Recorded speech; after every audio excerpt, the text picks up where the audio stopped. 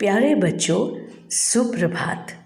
आज हम नैतिक शिक्षा के पाठ 13 का पठन करेंगे, जो कि बेटे एक कविता है।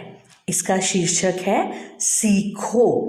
अब ये जो शब्द है सीखो, ये शब्द अपने आप में ही ना बहुत कुछ दर्शाता है, बहुत कुछ समझाता है।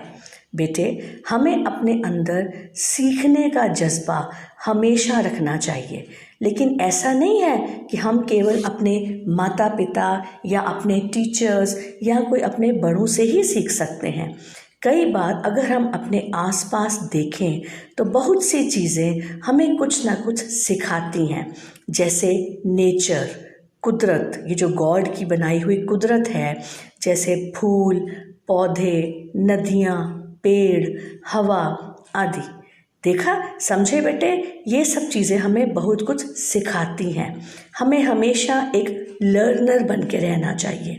कभी भी ये नहीं सोचना कि हमें तो सब कुछ आता है, हमें और कोई न्यू चीज़ नहीं सीखनी।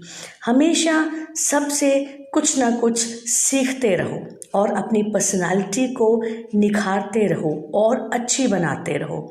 तो इन्हीं बातों पर आधारित है ये कविता सीखो, जो आज हम करने जा रहे हैं। और मैंने बेटे पंक्तियों के हिसाब से ना यहाँ पे पिक्चर्स अटैच की हैं।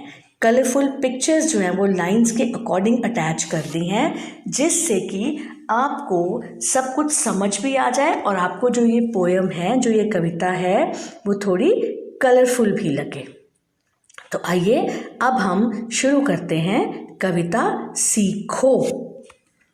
फूलों से तुम हंसना सीखो, भौरों से तुम गाना, सूरज की किरणों से सीखो जगना और जगाना। धुएं से तुम प्यारे सीखो, ऊंची मंजिल पाना, वायु के झोंकों से सीखो आगे बढ़ते जाना। अब ये देखिए, इन पंक्तियों में हमें क्या समझाया है कि हम कौन सी चीज़ से क्या क्या सीख सकते हैं। सबसे पहले है फूल। देखो, एक बहुत स्माइलिंग फूल बनाया है ना रेड कलर में। अब वो स्माइल कर रहा है और यही हमारी पहली पंक्ति है कि फूलों से तुम हंसना सीखो। बेटे, आपने देखा है जो हमेशा खिले खिले फूल होते हैं, अच्छे लगते हैं ना, सुंदर लगते हैं ना, तो हमने उन खिले फूलों के साथ स्माइलिंग को, हंसने को एसोसिएट किया है कि हमेशा खिले खिले रहो, हंसते रहो। भौरों से तुम गाना। ये जो भंवरे होते हैं ना, ये क्या करते हैं, जब उड़ के आते हैं, फूलों का रस पीते हैं, तो ये एक साउंड निकालते हैं, जैसी साउंड निकालते हैं। तो वो हमेशा गाते रहते हैं, गाते हुए आते हैं, खुश रहते हैं और फूलों का रस पीते हैं। नेक्स्ट है सूरज की किरणों से सीखो जगना और जगाना। अब देखिए बेटे, सूरज जो है वो अपने टाइम पे उदय होता ही है। वो ये नहीं सोचता कि आज मैंने नहीं राइज करना, आज मैं थक गया हूँ, आज मुझे नींद आ रही है ना। सूरज ने अपने वक्त पर उदय हो जाना है और उसका काम क्या होता है, जगना और जगाना।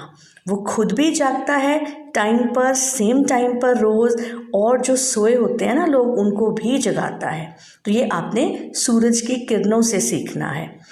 धुएं से तुम प्यारे सीखो, ऊंची मंजिल पाना।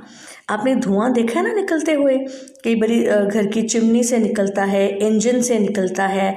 तो बेटे, ये जो है ना हमेशा ऊपर को ही जाता है। अब ये ऊपर को जाने से हम क्या सीख सकते हैं कि हमें भी हमेशा ऊंची मंजिल पानी है, आगे का सोचना है, बहुत ऊपर का सोचना है, बड़े बड़े सपने लेने हैं और वो हमने पाने हैं। वायु के झोंकों से सीखो आगे बढ़ते जाना। अब बेटे, जब वायु बहती है, चलती जाती है, चलती जाती है, चलती जाती है, चलती है ना, तो हमें यही सीखना है कि हमें हमेशा आगे बढ़ना है, पीछे मुड़ के नहीं देखना, हमेशा आगे आगे आगे की ओर बढ़ते जाना है। अगली पंक्तियां हैं, वृक्षों की डाली से सीखो फल पाकर झुक जाना, मेहंदी के पत्तों से सीखो पिस पिस रंग चढ़ाना, पतझड़ के पेड़ों से सीखो दुख में धीर बंधाना, सुई और धागे से सीखो बिछुड़े गले लगाना। अब देखो, वृक्षों की डाली से सीखो फल पाकर झुक जाना। जब पेड़ों पर फल लगते हैं ना तो वो झुक जाती हैं डालियाँ, वो बेंड हो जाती हैं। इसका क्या मतलब है, अगर हमें कोई सक्सेस मिली है, हमें कुछ बहुत अच्छी चीज़ें मिल गई हैं, तो हमें अकड़ना नहीं है, हमें अभिमान नहीं रखना अपने अंदर, हमें झुक कर मेहंदी के पत्तों से सीखो पिस पिस रंग चढ़ाना। आपको पता है बेटे, जो मेहंदी के पत्ते होते हैं ना, उनको बहुत सा रगड़ना पड़ता है, वो पिसते हैं और रगड़ रगड़ कर वो जब मेहंदी बन जाती है तो वो हाथों पर रंग चढ़ाती है, बहुत अच्छा कलर आता है हैंड्स के ऊपर। इसका मतलब है कि अगर हमें लाइफ में कभी कोई एडवर्स सर्कमस्टांसेस आते हैं, कोई मुश्किलें आती हैं, तो हमें और निखरना है, हमें और अच्छा बनना है, अपनी पर्सनालिटी को और अच्छा बनाना है, हार नहीं माननी है। पतझड़ के पेड़ों से सीखो दुख में धीर बंधाना। अब देखो, ये एक पेड़ है, उसके पत्ते झड़ चुके हैं, तो इससे क्या होता है, पेड़ जो है वो फिर भी खड़े रहते हैं, जमे रहते हैं अपनी जगह पे। इसका मतलब हमें अगर कभी कोई दुख आए, कोई मुसीबत आए, तो हमें हौसला रखना है, हमें घबरा नहीं जाना, हमें हार नहीं माननी, हमें हमेशा कायम रहना है।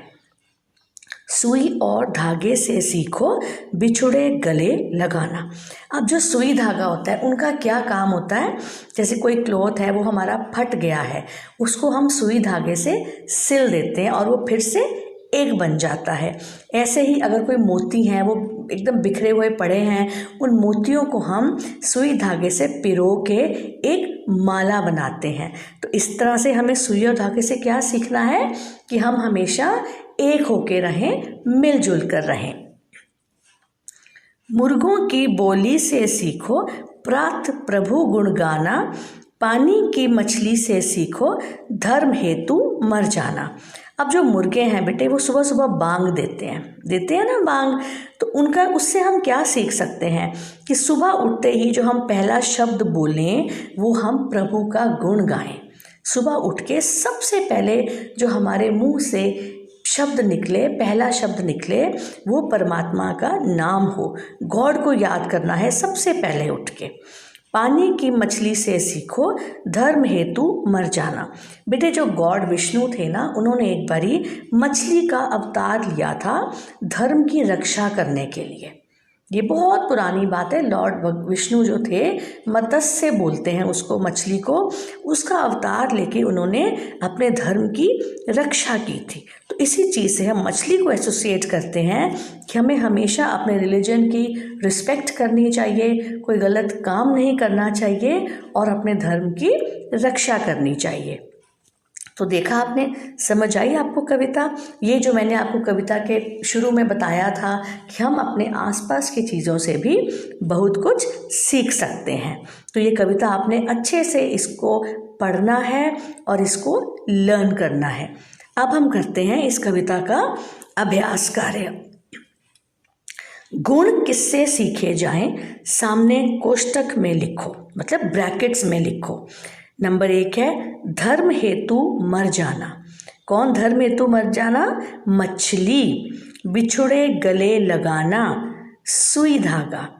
फल पाकर झुक जाना, वृक्ष। ऊंची मंजिल पाना, धुआं। जगना और जगाना, सूरज, सूरज की किरणें। ठीक है बेटे, अब लास्ट में लिखा है इस कविता को याद करो और गा कर अपने अध्यापक अध्यापिका जी को सुनाओ। तो बेटे, अब आपने ये कविता को अच्छे से लर्न करके घर में अपने मम्मी पापा को सुनाना है और कोशिश करना है इसमें समझाई बातों को आप याद भी रखो कि हर चीज़ से कुछ ना कुछ सीखो और हमेशा एक लर्नर बन के रहो। समझ आ गई बेटे सारी बातें? धन्यवाद।